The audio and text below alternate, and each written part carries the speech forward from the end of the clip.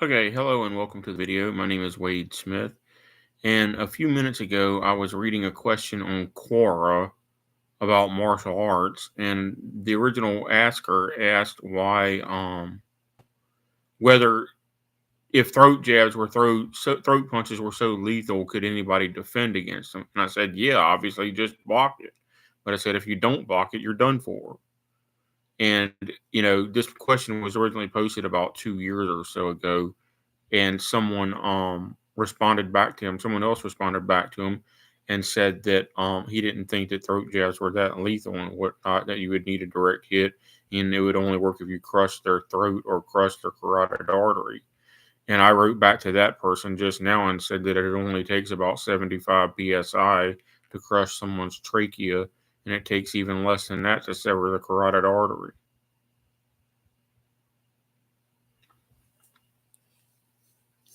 And incidentally, I said it only takes about 70 psi to break somebody's knee with a forward angle kick from the side of the knee.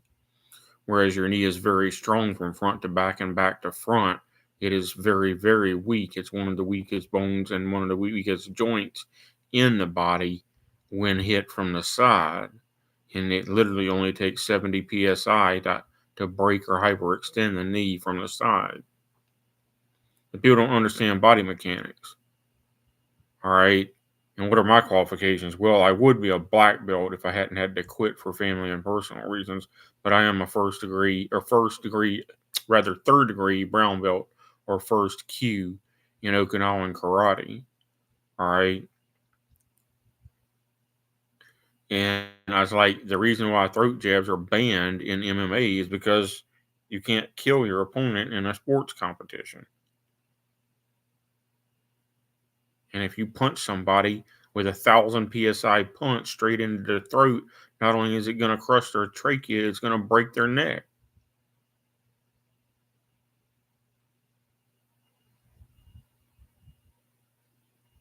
And while I'm at it, let me address the other myth, the other misconception in martial arts. The claim that punching somebody in the face might break your own knuckles or your own fingers or whatever is completely bogus.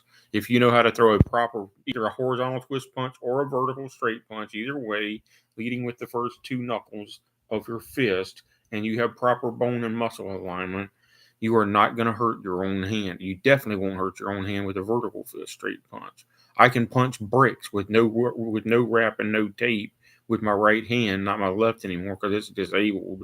But my right hand, I can punch a brick and not hurt my right hand because I have the proper form and technique. My left hand is 50% numb due to a stroke now. But that's nonsense. It's all a myth. You will not. We know from bare knuckle fighting now that you can punch somebody so hard in the face that it will break their cheekbone and it won't even remotely hurt your own hand. I've seen it happen before. My, whatever he is by marriage, my now deceased stepfather's grandson got in a brawl that was his fault years ago, and he got punched one time in the jaw so hard that it broke his jaw in two places and had to be wired back together, and the other guy did not hurt his hand doing it. So don't tell me that you're going to hurt your hand and break your own hand by punching somebody in the face. Your hand is literally 7 times harder than concrete. And that's not even an exaggeration.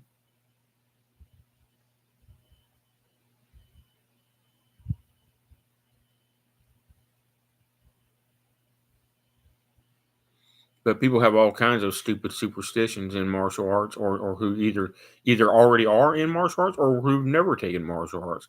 There's all kinds of stupid superstitions about martial arts. I caught one of my former instructors teaching fake martial arts 2 weeks ago. He's in a scream of Grand Master, supposedly, and what he was claiming about the way swords work in medieval combat, he didn't know what the heck he was talking about. Because he was saying that if you tried to hit somebody with a bludgeoning strike with a sword, that it would bounce off their ribs. And that absolutely proved that he had no idea what he was talking about. And he was supposed to be a 10th degree black belt in the scream of fighting. If you've ever seen Forged in Fire, when Doug Markaya hits a pig with a sword, it cuts the pig clean in half. And I'm talking about a 200-pound large pig carcass. Or he hits a ballistics gel human dummy that's designed to simulate the toughness of the human body, both the skin and muscle and bones, and the sword goes clean through a ballistics gel dummy in one swing. So, sorry, Grandmaster. I hate to break your bubble, but you don't know what the heck you're talking about. And if you're wrong about that, what else are you wrong about? My former instructor, and I just about want to call his name and call him out. But I won't. If you're wrong about that, what else are you wrong about? All right, I've addressed all of the issues that I wanted to address in this video.